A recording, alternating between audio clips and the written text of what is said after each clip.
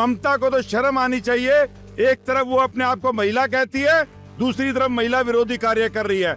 ये उनके लिए भारी पड़ेगा।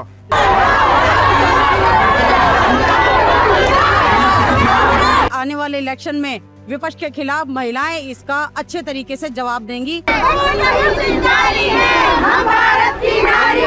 बीजेपी लड़ रही है उसके लिए और कांग्रेस ने गिरा दिया तो निश्चित रूप से सहानुभूति हमारे तरफ होगी। महिलाओं का जो आरक्षण जो मोदी जी देने जा रहे थे 33% का, उसको जो खींचने का, उसको नहीं देने का जो पाप राहुल गांधी ने किया, उसको आने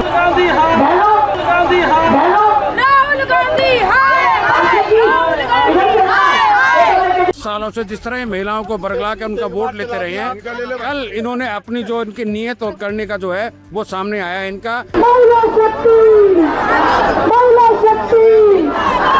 नारी वंदन बिल लोकसभा में फेल होने के बाद अब भारतीय जनता पार्टी जो है वो कांग्रेस नेता और लोकसभा में नेता प्रतिपक्ष राहुल गांधी के आवास के बाहर जो है वो धरना प्रदर्शन कर रही है। इस वक्त मेरी मौजूदगी राहुल गांधी के आवास को जाने वाले रास्ते पर है और यहाँ पर जो भारतीय जनता पार्टी के तमाम जो कार्यकर्ता हैं, जिसमें खुसूसी तौर पर महिला शामिल है, वो यहाँ पर धरना प्रदर्शन कर रहे हैं। क्योंकि जिस तरीके से कल जो बिल नारी वंदन अधिनियम बिल जो था वो लोकसभा में फेल हो गया, उसके बाद अब जो कांग्रेस के तमाम नेताओं को लेकर जो है वो कहीं ना कहीं अब सत्ता पक्ष की जो बातें हैं वो सुनने में आ रही हैं। और इसी के लिए जो है आज भारतीय जनता पार्टी की तमाम महिलाएं जो है ख़ास तौर पर राहुल गांधी के आवास के बाहर धरना प्रदर्शन करने के लिए जो है वो पहुँची हैं। बात करेंगे क्या कुछ कहना है उन लोगों का।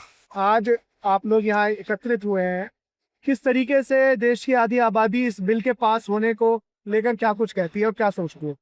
हमने सोचा था कि बिल जो है पास हो ही चुका है, लेकिन ऐसा सरकार ने होने नहीं दिया, विपक्ष की सरकार ने नहीं होने दिया।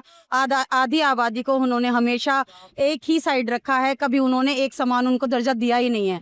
आदरणीय श्री नरेंद्र मोदी जी ने इस चीज़ को उठाया कि महिलाओं की 33% भागीदारी होनी चाहिए, लेकिन उनको बर्दाश्त नहीं हुई और उन्होंने बिल पास नहीं होने दिया। लेकिन सरकार को इसका, विपक्ष वालों को इसका जवाब देना पड़ेगा। आने वाले इलेक्शन में विपक्ष के खिलाफ महिलाएं इसका अच्छे तरीके से जवाब देंगी। इलेक्शन के बाद इनको सब पता लग जाएगा। नारी शक्ति जिंदाबाद।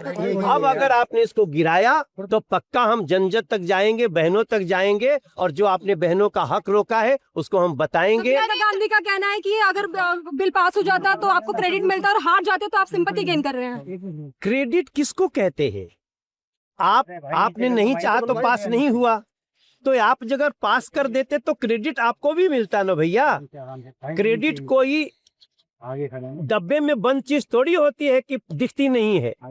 नरेंद्र मोदी जी ने कहा कि क्रेडिट तो भाई जो अब सब मिलके नहीं किए तो गिर गया, सब मिलके करते तो पास हो जाता। नरेंद्र मोदी ने ये भी कहा है कि अगर ये बिल गिर भी गया तब भी मुझे लाभ होगा। नरेंद्र मोदी जी ने ये कहा कि अगर आप लोग पास कर दोगे तो मुझे लाभ नहीं होगा, तब भी लाभ होगा ना।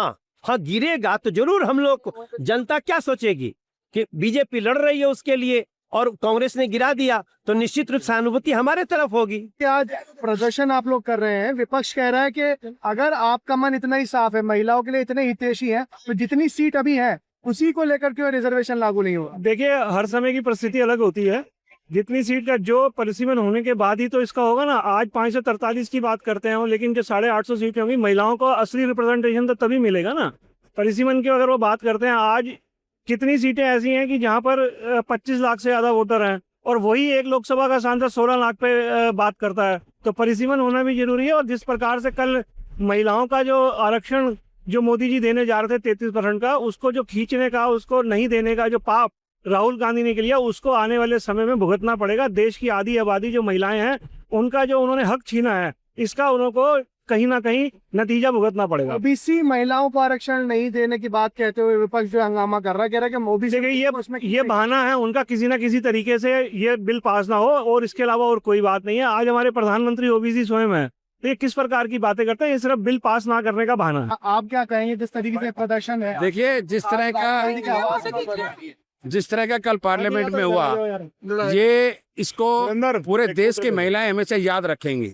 कि पावर में भी रही हैं पिछले 30 सालों से, जिस तरह ये महिलाओं को बरगला कर उनका वोट लेते रहे हैं, कल इन्होंने अपनी जो इनकी नीयत और करने का जो है वो सामने आया है। इनका आने वाले टाइम में जितना आज इनका गिनती है ना, वो गिनती भी आहिस्ता आहिस्ता खत्म हो जाएगी। नोटिस है यहाँ पर, और किस तरीके से जो आज बिल हुआ आया कल सदन में वो फेल हो गया, किस तरीके से इसको देखते हो, क्या बताओ? ये फेल नहीं हुआ, ये विपक्ष की नाकामयाबी हुई है।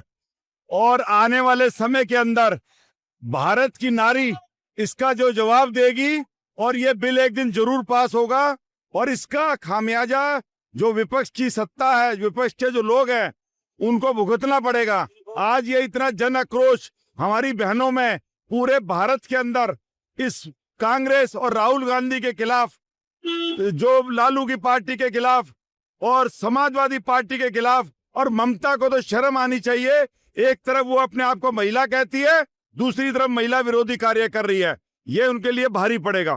तो साफ तौर पर वही बात जो हमने सभी नेताओं से करी, वही बात है कि जिस तरीके से ये बिल जो है वो लोकसभा में फेल हो गया, उसको कहीं ना कहीं जिम्मेदार जो है वो भारतीय जनता पार्टी जो है कांग्रेस नेता राहुल गांधी को ठहरा रही है। और यही वजह है कि उनके आवास के बाहर यहाँ धरना प्रदर्शन करने के लिए दिल्ली की मुख्यमंत्री रेखा गुप्ता समेत जो है तमाम भारतीय जनता पार्टी के नेता पहुँचे हैं। और जिस तरीके से यहाँ प्रदर्शन हो रहा है उसके खिलाफ जो है आज यहाँ बड़ी संख्या में भारतीय जनता पार्टी के कार्यकर्ता देखने को मिले हैं।